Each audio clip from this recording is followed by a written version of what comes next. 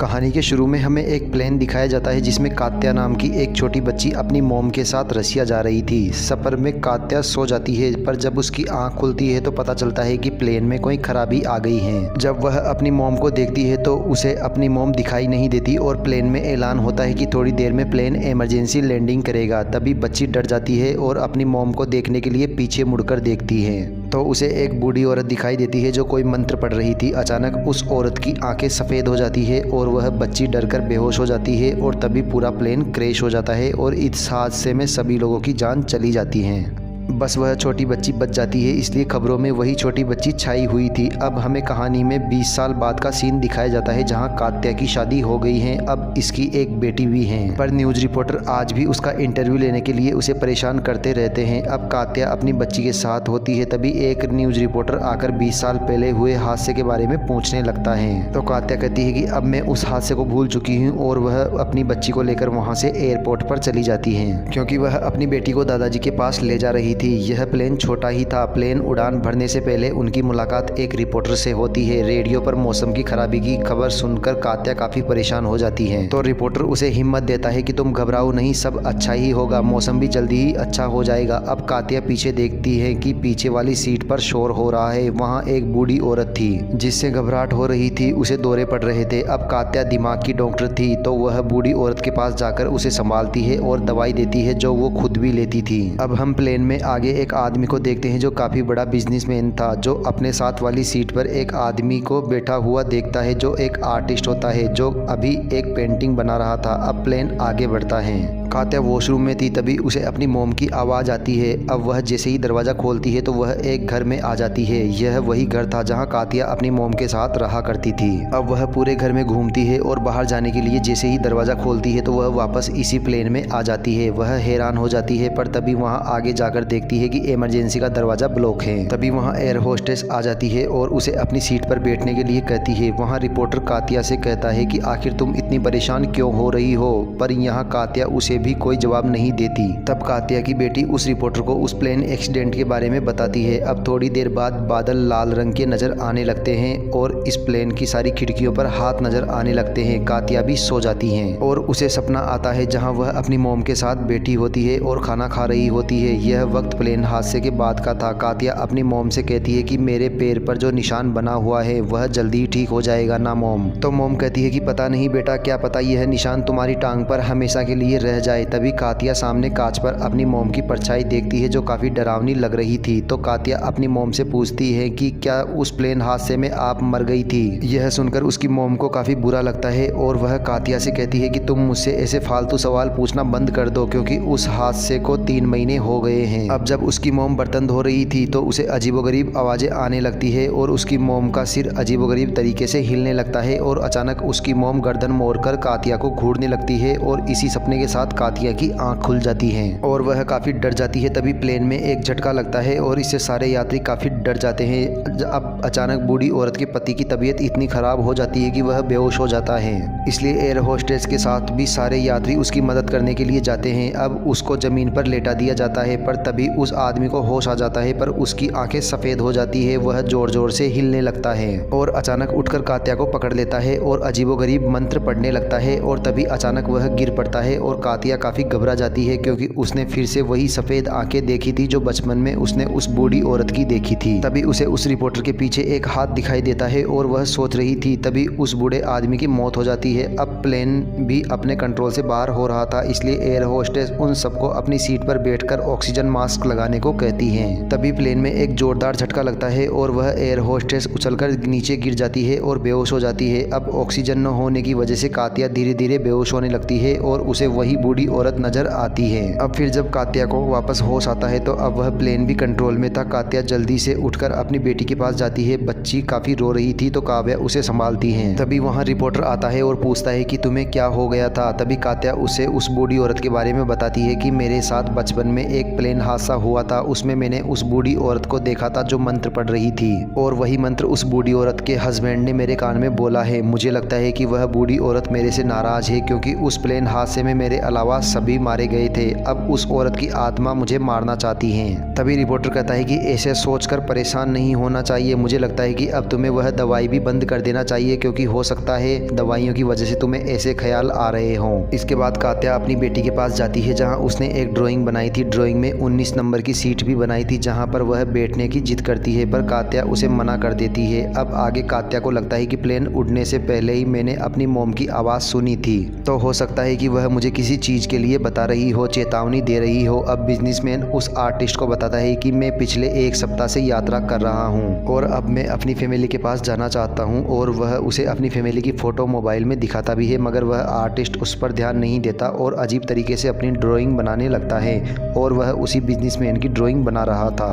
अब कात्या की बेटी पिछली सीट पर किसी से बातें कर रही थी, पर तभी कात्या पीछे उठकर देखती है तो उसे कोई नज़र नहीं आता। पूछने पर वह बच्ची कहती है कि पिछली सीट पर एक लड़की बैठी हुई है जो मुझसे कह रही है कि तुम्हारी मॉम तुम्हें छोड़कर चली जाएगी। तभी कात्या उसकी बेटी को गले लगाती है और समझाती है कि बेटा मैं तुम्हें छोड़कर कहीं नहीं जाऊंगी। तभी एयर होस्टेस जाकर ऐलान करती है कि तूफान की वजह से प्लेन को नोवा में उतारा जाएगा। यह वही जगह थी जहाँ 20 साल पहले उस प्लेन से कात्या अपनी मॉम के साथ जा रही थी। अब कात्या को उस एयर होस्टेस पर शक हो रहा था क्योंकि उसने उस बूढ़ी औरत के हस्बैंड की मौत के बारे में जाकर पायलट को नहीं बताया था। अब थोड़ी देर बाद हम देखते हैं कि बिजनेसमैन की सीट के नीचे एक सिलेंडर लीक हो रहा है। तभी बिजनेसमैन अपनी सिगरेट निकालकर जलाने लगता है। यह देखकर कात्या काफी घबरा जाती है, वह तुरंत उठती है, पर तब तक काफी देर हो चुकी थी। गैस आग पकड़ लेती है और बिजनेसमैन पूरा जल जाता है। कात्या को आग में एक डरावना चेहरा नजर आता है जो कात्या को ही घूर रहा था। तभी वहां एयर होस्टेस आकर आग को बुझा देती है, पर बिजनेसमैन पूरा जल गया था,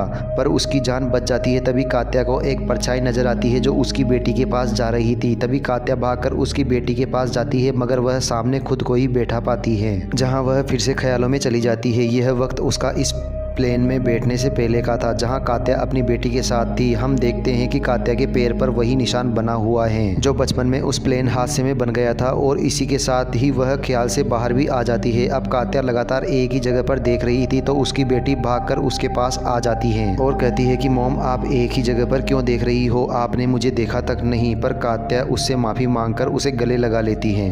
अब रिपोर्टर बताता है कि बिजनेसमैन की हालत और ज़्यादा ख़राब हो गई है, उसे तुम्हारी ज़रूरत है। पर तभी कात्या की नज़र उस आर्टिस्ट पर पड़ जाती है जो अभी भी पेंटिंग बनाने में ही मगन था और हर कुछ गड़बड़ा रहा था। तो कात्या काफ़ी परेशान हो जाती है और वह आर्टिस्ट पर चिल्लाने लगती है, पर चिल्लाने का भी उस आर्टिस्ट पर कोई असर नहीं पड़ता। अब बिजनेसमैन जैसे तैसे करके अपने फ़ोन तक पहुंचने की कोशिश करता है, तो वह आर्टिस्ट उठकर फ़ोन लेकर बिजनेसमैन को दिखाने लगता है और बिजनेसमैन को उसकी फैमिली की फ़ोटो दिखाता है। अक्सर बिजनेसमैन मरने से पहले अपनी फैमिली के साथ रहना चाहता था और अपनी फैमिली की फ़ोटो देखकर उसे शांति मिलती है और वह वहीं मर जाता है। कुछ देर बाद कात्या उस आर्टिस्ट के पास आकर उससे माफ़ी मांगती है कि मैंने तुम्हारे साथ गलत बर्ताव किया। तभी कात्या नोटिस करती है कि बूढ़ी औरत अपनी सीट पर नहीं बैठी हुई है। तभी उसे याद आता है कि बूढ़ी औरत तो काफ़ी देर पहले वॉशरूम गई थी और यह इतनी देर से बाहर नहीं आई। तो टेंशन में कात्या जोर जोर से दरवाज़ा पीटने लगती है। तो एयर होस्टेस कहती है कि कात्या का दिमाग ठीक नहीं है और वह उसे सीट पर जाकर बैठने को कहती है, पर वह नहीं मानती और जोर जोर से दरवाज़ा पीटने लगती है। तो एयर होस्टेस दरवाज़ा खोल देती है, पर अंदर उसे बूढ़ी औरत दिखाई नहीं देती और वह बूढ़ी औरत अपने हस्बैंड के पास खड़ी थी। पर वह देखती है कि तभी अचानक उस आदमी की आंख खुल जाती है जो कि सफ़ेद थी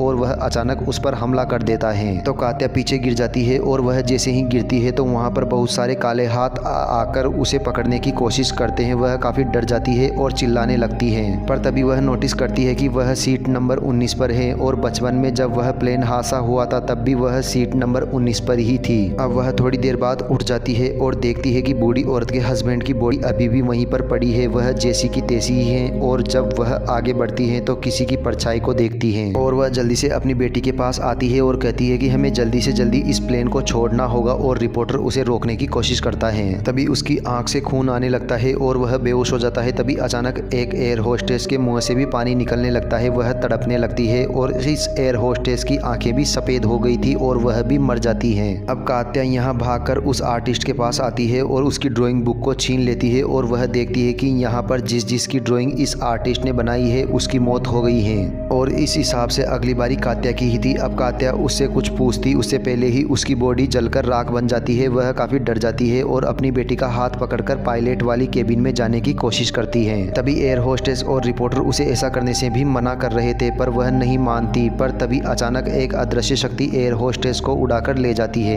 रिपोर्टर के सर से भी खून आने लगता है और वह वहीं गिर पड़ता है और उसकी भी मौत हो जाती है। अब कात्या काफ़ी डर जाती है और वह अब पायलट वाले केबिन का दरवाज़ा ही तोड़ देती है। पर दरवाज़ा टूटने पर उसे पायलट वाला केबिन नहीं बल्कि प्लेन में एक और बड़ा केबिन मिलता है और यहाँ पर भी सभी सीट खाली थी और वह ऐसा ही केबिन था जैसा बचपन में प्लेन क्रैश वाला था। अब कात्या फिर आगे बढ़ती है और पायलट वाला केबिन खोलती है तो फिर उसे एक और केबिन मिलता है। बार बार ऐसा करने पर वह सवारी वाले केबिन में ही पहुंच रही थी। अब कात्या को एहसास हो जाता है कि वह कहीं फंस चुकी है, यह केबिन खत्म ही नहीं हो रहे हैं। पर तभी कात्या अचानक देखती है कि उसकी बेटी सीट नंबर 19 पर बैठी हुई है जो अपनी मॉम को अपने पास बुला रही थी। पर तभी कात्या अपनी बेटी के पास वहाँ एक परछाई को देखती है। वह अपनी बेटी को बचाने के लिए तुरंत भागती है जहाँ वह देखती है कि यह परछाई किसी और की नहीं बल्कि उसी बूढ़ी औरत की है जिसे उसने बचपन में देखा था। बूढ़ी औरत उससे कहती है कि जब प्लेन क्रैश होने वाला था तो मैंने तुम्हें सुला दिया था। मैं नहीं चाहती थी कि तुम्हारी और तुम्हारी मॉम की मौत हो जाए पर उस हादसे में तुम्हारी मॉम की मौत हो जाती है, इसलिए मैं चाहती हूँ कि तुम वापस फास्ट में जाकर उन सब सारी चीज़ों को ठीक कर दो। और ऐसा कहते हुए वह बूढ़ी औरत कात्या को अपने जादू से आज़ाद कर देती है। अब कात्या अपनी किस्मत खुद लिखने वाली थी। अब हम आगे देखते हैं कि कात्या उसी वक्त पर आ जाती है जब प्लेन का हादसा होने वाला था। यहाँ पर भी वही सब यात्री बैठे हुए थे जो अभी प्रेजेंट में भी कात्या के साथ सफ़र कर रहे थे।